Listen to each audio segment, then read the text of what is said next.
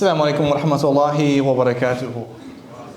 بسم الله الحمد لله اللهم صل على محمد وعلى آل محمد بعد كل ذرة ألف مرة كما تحب وترضى يا الله يا أرحم الراحمين. You know, it was in the year 1100 when a group of Muslims led by a scholar called Abu Sayyid al-Harawi traveled from Damascus to Baghdad. They traveled from Sham, Damascus to Baghdad, the center of the Khilafah of the Muslims.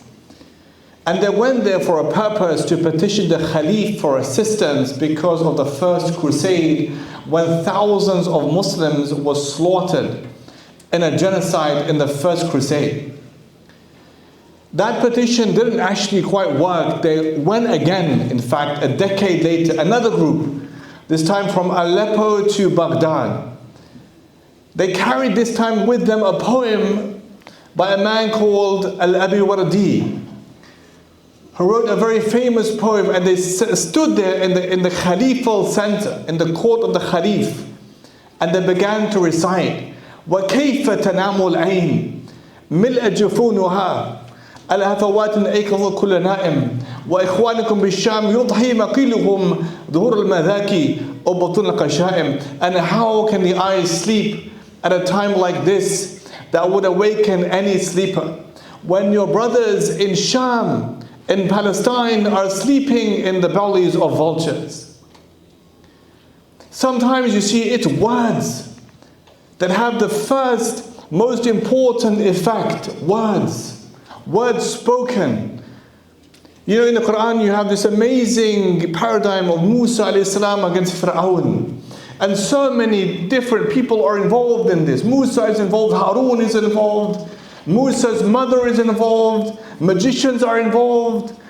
You know, the wife of Fir'aun, Asya, she's there. Fir'aun, the perpetrator of genocide, he's there. People are involved, but there came a point, you know, when Fir'aun was once taunting Musa. In the Quran, Allah tells us, Fir'aun says to Musa, وَإِنِّي لَأَظُنُّكَ يَا مُوسَى مَسْحُورًا. And I see you, Musa, as someone who is just possessed, bewitched, touched by magic. Now Musa, in that courageous stance, principled stance of justice and courage, he says, وَإِنِّي لَأَظُنُّكَ يَا فِرْعَوْنَ مَثْبُورًا. And I see you and Fir'aun as someone who is just doomed. You're someone who is doomed already. Meaning Musa spoke words in his retort against Fir'aun. When Bilal al-Habashi, the Abyssinian slave, previously who became a servant of Allah subhanahu wa ta'ala, Bilal radiallahu anh, was on the burning sands of Arabia, and they would stick idols in his face and say, Qul Allat wal Uzza, say the names of Allat and Uzza, say the names of the gods, false gods that we worship. And Bilal would say, Inna lisani la yuhsinuhu, my tongue is incapable of saying those names. My tongue is simply created for Allah's remembrance, for Allah's worship, cannot have the strength to say those words. It's only glorifying Allah subhanahu. And you know, those words left an impact because people around him are listening. They're seeing that. Words of principle, words of courage, words spoken. Today's topic is on the Sunnah of Allah and victories and the role of dawah. The most principled stance that we take from the Quranic perspective is when Allah says, oh, you believe in tansurullah yansurkum wa yuthabbit aqdamakum. Oh, you believe, if you support Allah, Allah will aid you. If you assist in Allah's cause, Allah will aid and assist you, and Allah will make your foothold firm. Allah will establish you. Words spoken. Sa'id ibn Jubair against Hajjaj ibn Yusuf. What an encounter. One of the tyrannical rulers looking for great people like Sa'id ibn Jubair. He finds him. He says, you know, Sa'id ibn Jubair, I want you to choose today how you want to be killed so I can kill you that way. And Sa'id says, you know, I want you to choose for yourself, because the way you kill me is how Allah will kill you in the next life. And Hajjaj is so stuck. What to do? And he says to his people, just kill the man. They take their sword to him. Sa'id turns towards Qibla, recites Quran.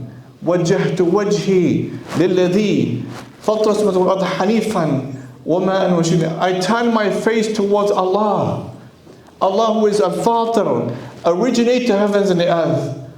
Hanifan, purely for his sake, and I am not one of the mushrikeen. Sa'id says, Hajjaj says, just turn his face away from Qibla and then kill him. And Sa'id again recites Quran. فَأَيْنَمَا تُوَلُّوا فَثَمَّ وَجْهُ اللَّهِ. So wherever you turn, well, then there is the face of Allah. Hajjaj is so stuck with the situation, what's happening here.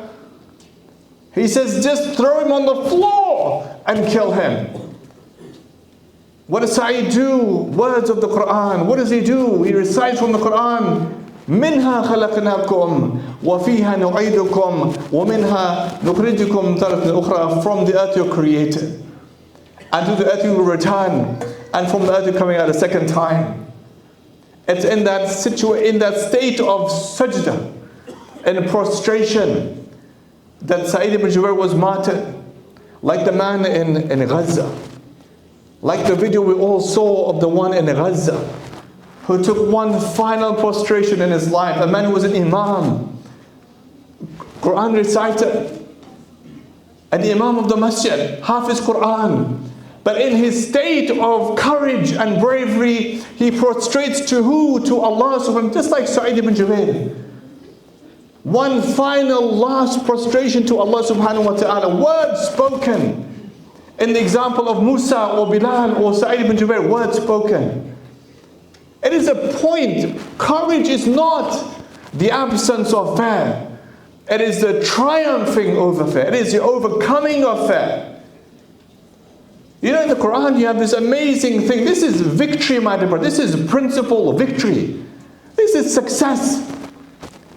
In the Quran you have in Surah Al-Ghafir. Al-Ghafir meaning the one who, the forgiver of sins. There is a person in that surah, Allahu Akbar.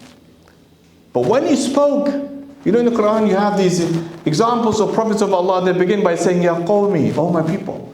I talk about this at length in my book, by the way, Catching of the Caller. It's there a lot. His example is there discussed a lot. So you have Ya qawmi, meaning Ya qawmi, my people I share the same food with and same culture with, and I maybe dress the same way as you, meaning we're the same, or we are people, Ya qawmi. But you know who says that most in the Quran? It's him. It's this person who never spoke before, but when he spoke, he finally spoke. It's 6 times he says, Ya qawmi, my people. No one in the whole Quran says as much as he does. Allah. He says, Ya qawmi, my people. And even when you think, who's speaking because Allah, there's different, Allah interjects with other important things in the Quran. And you think, well, where is he? And Allah says, وَقَالَ الَّذِي آمَنَ. The one who believed, he said. Meaning it's him again, he's speaking. The one who was speaking, who couldn't speak, and then he spoke, he's still speaking. أَتَقْتُلُونَ رَجُلًا أَنْ يَقُولَ رَبِّي اللَّهِ. My people, do you kill a man because he says, my Lord is Allah? That's the first time he spoke. Never spoke. Then he spoke, and when he spoke with courage. It's not just the absence of fear, it is the triumphing over fear. It is overcoming your fear. That's courage. And not just that you have the strength to go on, but you go on when you think you have no strength to go on. In the Battle of Badr, Allahu Akbar, we read about this, we hear about this, Ramadan comes, we bring it out again, Badr happens. There are points of resistance in Badr. There are points. Allah wants us to be like that. Like this, I'll give you an example. Badr, outnumbered, out-equipped. They have, other side have more weapons, more people. They're laughing about, they're using media propaganda, everything there at their disposal. And the Prophet ﷺ is calling his companions who will support this. How does it begin? It begins with desperation to Allah. The Prophet of Allah in the night, he raises and says, Allah, Allahumma ilayka ashku dha'fa quwwati wa qilata hilati wa hawani ala nas. Oh Allah, I complain to you of the weakness of my strength and the lack of my resources. And I'm not considered that important in the eyes of the people, oh Allah, but if you're not angry with me, then I don't mind what happens here to Ya Allah. You know, the Imam, before I spoke, recited verse from Surah Al-Dhariyat. And there is a remarkable thing in Surah Al-Dhariyat, by the way. He recited towards the end of the surah. Allah says twice in that surah, you know, فَفِرُّوا إِلَى اللَّهِ. All of you, فَفِرُّوا إِلَى اللَّهِ. Farara, they call the one who is running, escaping, is farara. فَفِرُّوا إِلَى اللَّهِ. Allah says, flee all of you back to Allah. That's a courage. That's a courageous step to go back to Allah. Turn back to Allah. فَفِرُّوا إِلَى اللَّهِ. Go back to Allah subhanahu wa ta'ala. So in this case of the man in Surah Al-Ghafir, finally spoke. He had courage to speak. Courage to stand where he needed to stand. And in that example is a powerful reminder for all of us. Badr happens, the Prophet of Allah makes a dua. That's how it should all begin. It all begins with every single one of us. All of us. Every one of us. Returning to Allah subhanahu wa ta'ala. Every one of us. Making dua in the night for the Muslims in Palestine. Every one of us. Standing for Allah. Allah, we're tough. We're weak. But we rely on you, Allah. Every one of us, in sajda, in situations, wherever you are, dua, this shows Allah that we're desperate for Allah's assistance. That's how Badr began, with the Prophet of Allah's desperation. Then what happened? Then you had heroes that came along. You know, sometimes the situation creates a mechanism of response. Situation has arisen. People then come to the fore. You know, Ibn Mas'ud says, Subhanallah, he said, شهدت من مقدار بن الأسود مشهدا لأن أكون صاحبه أحب إليه من معود به. I saw something from Miqdad ibn al-Aswad on the day of Badr. And if I could have been him for that single moment, I'd give everything I have. Meaning I'd give everything I have to be in Miqdad for that moment. I'd be him rather than being the hero of any scene in life to be Miqdad. Why? What's up with Miqdad? What did Miqdad say? What's happening here? Because Miqdad comes along and says, Ya Rasulullah, it's tough. It's difficult. Wallahi la naqulu laka kama qalu bani Israel linabiyhim. But we will not say to you today like Bani Israel said to their prophet of the past. اذهب وأنت وربك فقاتلا إنا هاهنا قاعدون. Allah in the Quran mentioned, they said that you and your Lord go and fight, and we're going to sit here and wait for you. بل نقول, but we will say to you instead, فاذهب أنت وربك فقاتلا إنا معكم مقاتلون. You and your Lord go and fight, and here we are fighting alongside with you. And we will fight on your right and fight on your left, and fight from before you and fight from behind you. And wherever you send us, that's where we're going to go. And Miqdad is listening, watching the whole thing. Ibn Mas'ud is watching the whole thing happening. Miqdad is speaking. And Ibn Mas'ud says, you know what? Out of everything, if I could have been him for that moment, I would have been him for that moment. Because the courage is not just when you simply go on. It's going on when you think you have no spirit or courage, but then you show you have courage and spirit. That's courage. Moving on when you think you have nothing left. Badr. Musa alayhi salam. Musa alayhi salam was stuck. He was at the Red Sea, stuck at the sea. And his army is behind him, with him. And they turn around for a moment and they see Fir'aun and Fir'aun's legions. And you can imagine like the sun shining, that there's the swords glittering. You can even see the scene of all of that. And they said to Musa, Musa, inna lamudrakun, we're just finished. Like it's just over. It's like end of the story. We have nothing left. It's just finished. Like what's the point? Because compare that to us. We have nothing. They have everything. What does Musa say? He says, Kalla innama ya Rabbi sayahdeen. No, with me is my Lord Allah, and Allah will guide me. Having the sense of trust and reliance on Allah subhanahu wa ta'ala is Allah is al-Hadi. Allah is al-Hadi. You're stuck in life, you ask Allah al-Hadi to guide your way. Moving on when you think you have no strength and courage, but then you're finding your way because Allah is with you. An example of Musa, an example of Badr, Uhud. Look at Uhud, Allahu Akbar. You think like Uhud happens and people are being killed, and they were killed indeed. The Prophet's grandfather, Uncle Hamza was killed, and Musab bin Umair. Great people are being killed, and the ones on the arch, on the mound are killed. And the Prophet himself was injured, sallallahu alayhi wa sallam. So many things happening. But then Uhud comes to an end. So what's the outcome? What's the lesson we're supposed to learn? And I'll give you one or two examples for you to remember in your whole life. There came a point after Uhud when Abu Sufyan was so proud, and he says, you know what, this is great because we're winning over you. And this is a revenge for Badr. And so Abu Sufyan takes a high place and he says to all the people, Afikum Muhammadan, is Muhammad with you? And the Prophet of Allah was there. Abu Bakr was there, they were all hiding behind like a rock.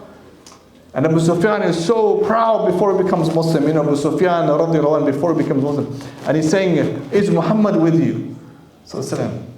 And the Prophet tells his companions, La tujibuhu, don't answer him. Don't answer him. Then Abu Sufyan says, Afikum Abu Quhafa, is Abu Bakr with you? And the Prophet says, La tujibu, don't answer him. Then he says, Afikum Ibn Khattab, is Umar with you? And the Prophet says, La tujibuhu, don't answer him. Then Abu Sufyan says, what? U'lu Hubal, how majestic is Hubal, the god the false god that they worship. What did the Prophet say? Ajibuhu, now answer him. Dawah, my dear brothers, is knowing wisdom, when to speak, when not to speak. Sometimes speaking can be detrimental, sometimes not speaking can be detrimental. And the Prophet was teaching them, these are principles. In my book I have this discussed in my chapter on wisdom as a characteristic of the caller to Islam. Now speak. What do we say? They said, فَمَاذَا نَقُولُ, what do we say, Ya Rasulullah? He said, say, Allahu a'la wa ajal, Allah is more majestic and bigger than that and more glorious than that. He said, this is revenge for Badr. Prophet says, now answer him. What do we say, Ya Rasulullah? Tell him, قَتْلَانَا فِي الْجَنَّةِ وَقَتْلَاكُمْ فِي النَّارِ. Our dead are in heaven and your dead are in the fire. Telling them what to say, how to say. In tansurullah, yansurkum. That's the sunnah of Allah. If you support Allah's cause, Allah will support and aid and assist you. Ihfazullah, yahfazak. Be mindful of Allah and Allah will keep and preserve you. So what does it mean? How do we want Allah to preserve us? I'll give you one example. I have to finish, but one example, one final one. These are all domains of war. These are battles against falsehood in some way. There is a climactic entry in all of them. Something big is happening. Preparation, struggle, all of this. Sometimes it's the self that has to push itself forward. I began with the example of Al-Harawi, the poem of Al-Abi Wardi. There were many others, by the way. Al-Abi Wardi was a great poet. Ibn Khayrat was another one. We have an anonymous poet. We have a scholar, a Sulami. We have people who were leading armies like Al-Ghazi and Quraysh al-Salam.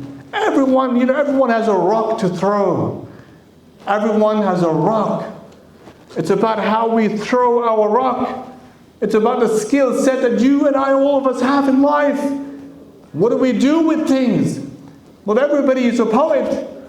Not everybody is a scholar. Not everybody is going to lead an army. But everybody has something to offer. And that's what it's about. It's about in dawah. Everybody engages. Everybody has a voice. Everybody has social media. Everybody has a platform.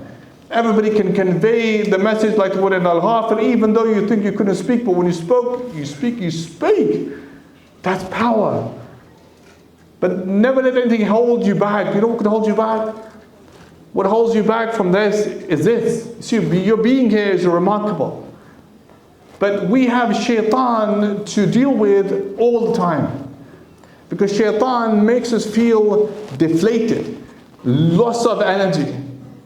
When Uhud happened, Abu Sufyan said the words. Next day, Abu Sufyan said, you know what, we're going to finish off Islam, finish off the Prophet of Allah, because we're going to finish off the job. You know what the Prophet did? He called Bilal. And he says to Bilal, you come along. And told Bilal, you make an announcement for all the people. And tell them, we're coming out tomorrow. وَلَا يَخْرُجْ مَعْنَا إِلَّا مَنْ شَهِدَ الْقِتَالَ بِالْأَمْسِ. And no one can come out with us tomorrow except he who was with us yesterday. Meaning the ones who are bruised and bloodied and bleeding and have lost family members and limbs, those ones have to fight the next day to show the people we are not a people of cowardice. We're a people of bravery and strength. That's the victory of Allah subhanahu wa ta'ala. Begins with the heart. You know, the words of Al-Abi Wardi, they came to a moment, they climaxed. Took time, but it happened. All of that momentum built until Nuruddin Zangi came. And he was Dhul Jihadain min aduwwin wa nafs. فَهُوَ طُولَ حَيَاتِ فِي هِجَائِهِ. He had embodied two struggles, one against himself, one against the enemies of Allah, the Crusaders. His efforts culminated in the efforts of Salah ad-Din al-Ayyubi, rahimahullah, which then became, of course, the reconquest of Al-Quds. Begins at a point with a poem, with a word. It culminates, becomes bigger and greater. But my final word was this: Yusuf alayhi salam. Yusuf was a brave, he was a prophet of Palestine. He was a Palestinian prophet. No prophets from Palestine, from Beit Maqdis. Yusuf alayhi salam and Yaqub alayhi salam and Isa alayhi salam and Maryam is there alayhi salam and Hannah her mother and Lut alayhi salam, Ibrahim are all based in Palestine. And Yusuf alayhi salam was born in Palestine, in Beit Maqdis. You know, his biggest struggle was not when he was thrown in a well. That's a struggle nonetheless, but that's not his biggest struggle. Or when he was kind of like, his biggest struggle in life, Yusuf alayhi salam, was when he was trapped in a room. Trapped in a room, وَغَلَّقَتِ الْأَبْوَابُ وَقَالَتْ هَيْتَ لَكَ. And Allah says that the wife of the minister locked all the doors so he couldn't escape. That's his struggle. That's like, all doors are locked, and when sin becomes easy, that's when you have to show courageous stance against shaitan. To move forward, Allah will make your life blossom. If we learn to move out of a situation that is holding us back, sucking us in. And the first thing he said was, قَالَ مَعَاذَ اللَّهِ, I seek refuge with Allah subhanahu wa ta'ala. And so, in تَنْصُرُ اللَّهِ يَنْصُرُكُمْ وَيُثَبِّتَ قَدَامَكُمْ. If you support Allah's cause, if you aid in Allah's deen, Allah will aid you, and Allah will make your foothold firm. That really is a principle for all of us. May Allah bless all of you for being here today. It's wonderful seeing all of you. May Allah put barakah in this event. Jazakumullahu khairan. Wassalamu alaikum wa rahmatullahi wa barakatuh.